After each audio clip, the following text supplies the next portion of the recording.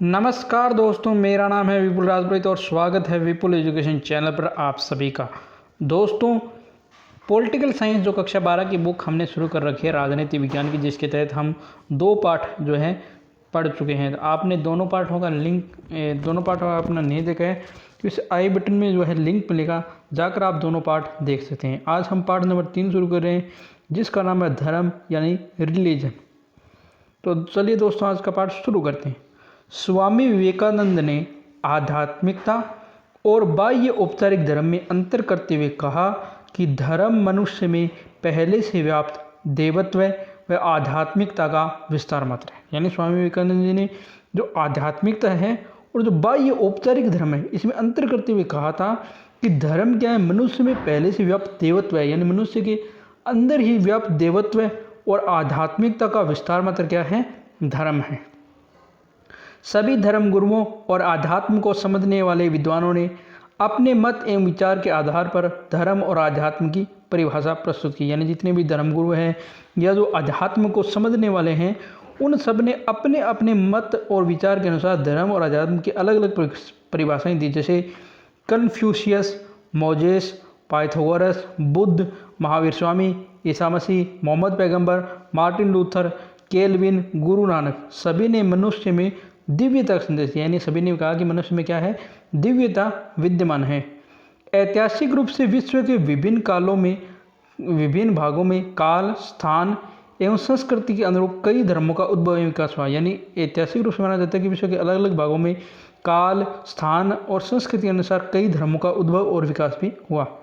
समय, स्थान और सांस्कृतिक एवं आध्यात्मिक परिस्थितियों के परिवर्तन से धर्मों में भी परिवर्तन है। यानी जो भी समय है, स्थान है, सांस्कृतिक और आध्यात्मिक परिस्थितियों के कारण जो धर्म है, इनमें भी परिवर्तन है। बाहरी रूप से सभी धर्मों में मूलतः एकता के बुनियादी तथ्यों एवं मूल्य बात की। यानी जो बाहरी रूप से जो सभी धर्म हैं उनमें एकता की और बुनियादी तथ्यों और मूल्य की बात की गई है। वर्तमान समस्या अलग अलग धर्मों और मतों में एकता स्थापित करने की चेष्टा। यानी जो वर्तमान की समस्या वो क्या है, अलग अलग धर्मों और मतों में एकता लाना है। डॉक्टर सर्वपल्ली राधाकृष्णन ने आध्यात्मिकता को धर्म का अभिकेंद्र माना। यानी डॉक्टर सर्वपल्ली राधाकृष्णन ने जो है आध्यात्मिकता है, इसको धर्म का अभिकेंद्र यानी मुख्य केंद्र माना था।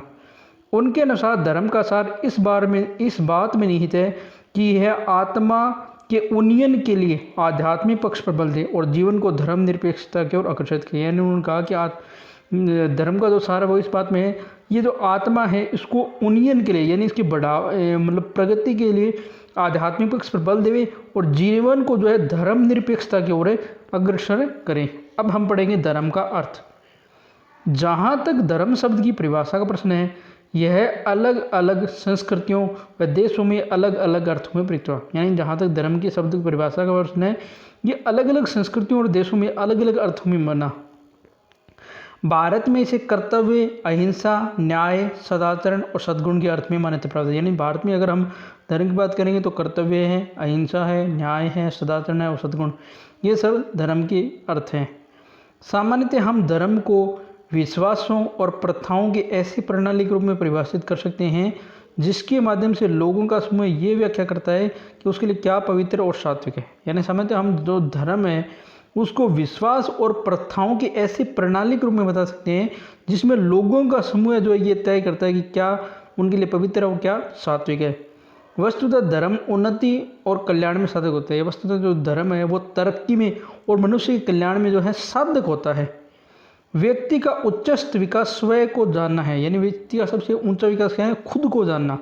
जब वह स्वयं को जान लेता है तभी परमार्थ में जुड़ जाता है। यानी जब वह एक मनुष्य खुद को जान लेता है तो वह परमार्थ में, यानी परमार्थ का अर्थ मतलब दूसरों के जो मतलब कल्याण है या मोक्ष की प्राप्ति में जुड़ जाता है।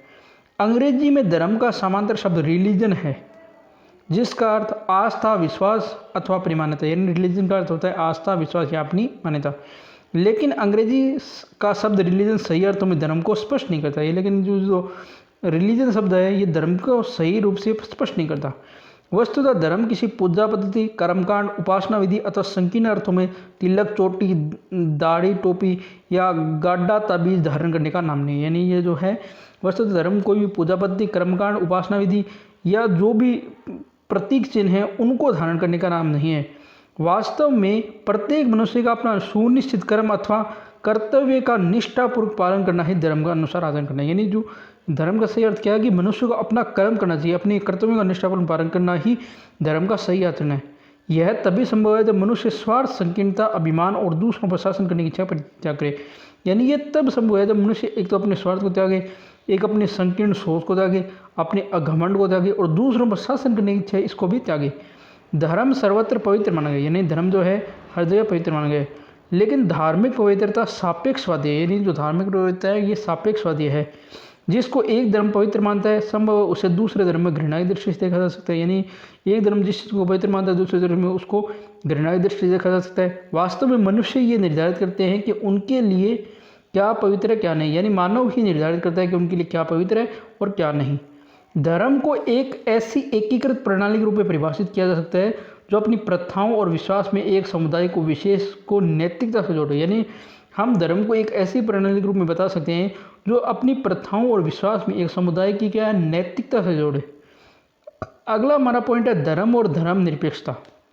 भारतीय परिप्रेक्ष्य में धर्मनिरपेक्षता का अर्थ पाश्चात्य धर्मनिरपेक्षता से भिन्न है। यानी भारतीय अगर हम परिप्रेक्ष्य में बात करें तो भारत की धर्मनिरपेक्षता और जो विदेशों की धर्मनिरपेक्षता यानी सेकुलरिज्म है उसमें अंतर है।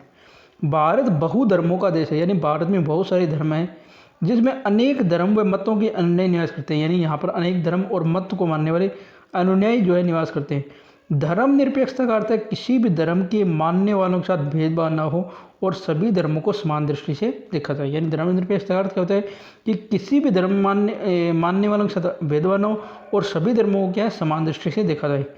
भारत में धर्मनिरपेक्षता को संवैधानिक दर्जा प्राप्त है, यानी भारत में जो है धर्मनिरपेक्षता को संवैधानिक दर्जा भी प्राप्त है। यह सर्वत्र स्वीकार्य भी है, यानी हर जगह स्वीकार्य भी है। यह भारत संस्कृति की मौलिक अस्मिता, यानी भारतीय संस्कृति की मौलिक अस्मिता है धर्मनिरपेक्षता। क्योंकि भारत में अनेक मत व मतांतर पाए जाते हैं, यानी बहुत सारे मत और मतांतर पाए जाते हैं। भारत में ईश्वर को मानने वाले भी हैं और ईश्वर की सत्ता को नकारने वाले भी, यानी आस्तिक भी हैं और नास्तिक भी हैं। धर्म सहिष्णुता इस देश की मिट्टी में, यानी धार्मिक सहिष्णुता यानी धार्मिक जो सहिष्णुता है, हर धर्म के प्रति आदर करना, किसी धर्म का अपमान नहीं करना, ये भारत देश की मिट्टी में है। अगला पॉइंट है धर्म और नैतिकता।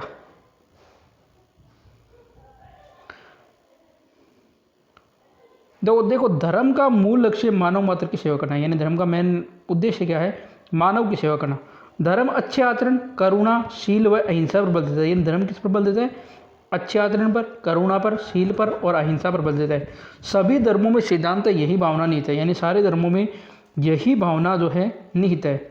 धर्म बुराइयों से दूर रहने व भलाई व सदाचार के मार्ग पर चलने की शिक्षा देती है। धर्म जो है बुराइयों से दूर रहने की, भलाई और सदाचार के मार्ग पर चलने की शिक्षा देता है। धर्म का मूल स्वरूप आध्यात्मिक और आडंबर रहित है, यानी धर्म का मूल स्वरूप क्या है आध्यात्मिक होना चाहिए और बाह्य आडंबरों से रहित होना चाहिए। धर्म का काम करना भलाई करना और उसकी स्तुति करना है, यानी धर्म का काम क्या करना है लोगों की भलाई करना और उसकी स्तुति करना है। धर्म और राजनीति का विवेकपूर्ण मिलन मानवीय कल्याण में साधक होता है, यानी अगर धर्म और राजनीति का विवेकपूर्ण मिलन हो तो वो मानवीय कल्याण में साधक होता है। भारतीय विचारधारा के कई विद्वान पाश्चात्य शब्द रिलीजन धर्म शब्द के प्रायवाची शब्द रूप में स्वीकार करने से हिचकिचाते हैं, क्योंकि धर्म रिलीजन से कहीं अधिक विस्तृत है। नैतिक विचारधारा यानी जो भारतीय विचारधारक है वो रिलीजन शब्द को धर्म का प्रायवाची शब्द नहीं मानते हैं। धर्म में न केवल नैतिकता अपितु नैतिक दायित्वों की भौतिक गुणों, प्रकृति और मानव संबंधों, मनुष्य एवं जानवरों के व्यवहार को भी अंतर्निहित माना गया है। यानी जो धर्म है इसमें न तो केवल नैतिकता नहीं, फिर नैतिक दायित्वों को, भौतिक गुणों को, प्राकृतिक और मानव के संबंधों को और मनुष्य व जानवर के व्यवहार को भी माना गया है, अंतर्निहित माना गया है। यद्यपि आज के संदर्भ में व्यापक दृष्टिकोण अप्रासंगिक हो सकता है, यानी आज के संदर्भ में बात करें जो बड़ा दृष्टिकोण है ये प्रासंगिक नहीं है, यानी ये स्वीकार्य नहीं है। भारतीय दर्शन में व्याख्याकित तार्किक व नैतिक बल का आज भी हम प्रचुर मात्रा में प्रयोग कर सकते हैं, यानी जो भारतीय दर्शन में तार्किक और नैतिक बल दिया गया है इसका हम प्रयोग कर सकते हैं।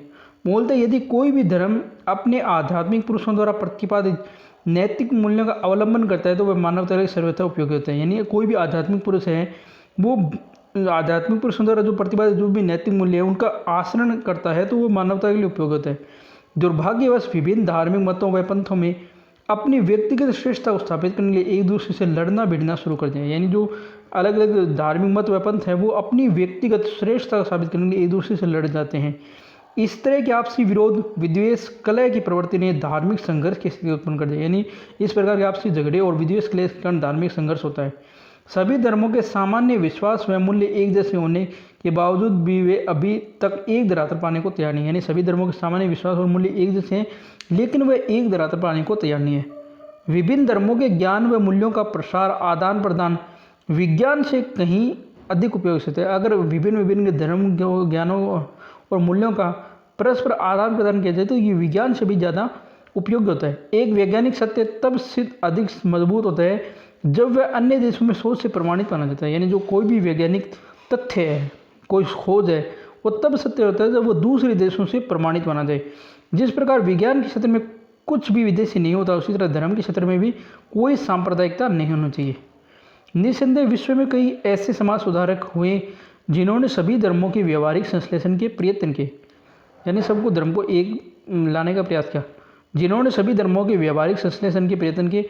यदि सभी धर्मों के सामान्य तत्वों के समांतर अनुभवों को एक कोष के रूप में संग्रहित किया जाता है तो धर्म की स्थिति व प्रतिष्ठा विज्ञान व लोकतंत्र के समतुल्य हो सकते हैं। यानी अगर जितने भी धर्म है उनके जो सामान्य तत्व उनको एक जगह इकट्ठा किया जाए तो धर्म की जो स्थिति है और जो प्रतिष्ठा है वो विज्ञान और लोकतंत्र के समान होती है। यदि कोई धर्म सत्य की स्थापना का दावा करता है तो उसे सार्वभौमिक ग्राह्यता और प्रयोज्यता स्थापित करनी पड़ेगी। यदि कोई धर्म कहता है कि हम सत्य की स्थापना का दावा करते हैं तो उसको सभी की जो सार्वभौमिक ग्राह्यता यानी सभी को उसको स्वीकार करना होगा और उसकी प्रयोज्यता स्थापित करनी होगी। एक धर्म तभी उपयोगी है जब वह अन्य सादृश धर्मों में एक रूपता स्थापित करता है। यानी एक धर्म तभी उपयोगी होता है जब वह अन्य धर्मों में अपनी एक रूपता बनाए।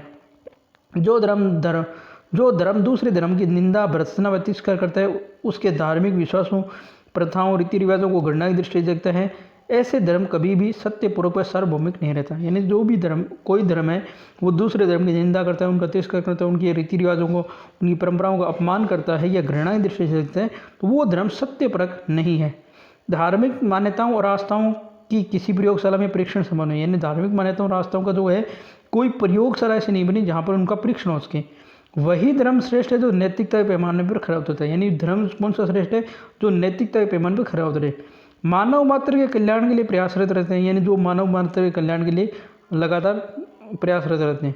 अलग अलग देशों में मान्यताएं व आस्थाएं अलग अलग होती हैं। यानी अलग अलग देशों और जो मान्यताएं और आस्थाएं अलग होती है, परंतु सत्य व नैतिकता को देश व काल की परिधि में नहीं बांट सकते। यानी जो सत्य और जो नैतिकता है इसको हम देश और काल की परिधि में नहीं बांट सकते। नैतिक सत्य कभी धर्मों में प्रेम, करुणा व दया का संदेश देता है। यानी जो नैतिक सत्य है वो कभी भी सभी धर्मों में प्रेम, करुणा व दया का संदेश देता है।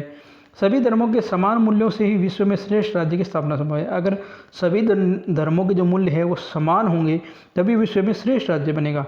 नैतिकता के नियमों का धारण करना ही धर्म का प्रतीक है। यानी नैतिकता नियम को धारण करना ही धर्म का क्या है? प्रतीक है। ठीक है दोस्तों, तो आज हम इसकी क्लास में इतना ही देखेंगे। अगली क्लास में जो हम आगे चर्चा करेंगे। तो दोस्तों ये था आज का वीडियो। आपको वीडियो का अच्छा लगा कमेंट करके जरूर बताना। वीडियो को लाइक करना, शेयर करना नहीं भूले। चैनल को आपने अभी तक सब्सक्राइब नहीं किए तो चैनल सब्सक्राइब कीजिए और बेल आइकन घंटी को प्रेस कीजिए। धन्यवाद दोस्तों। जय हिंद, जय भारत। घर रहें, स्वस्थ रहें।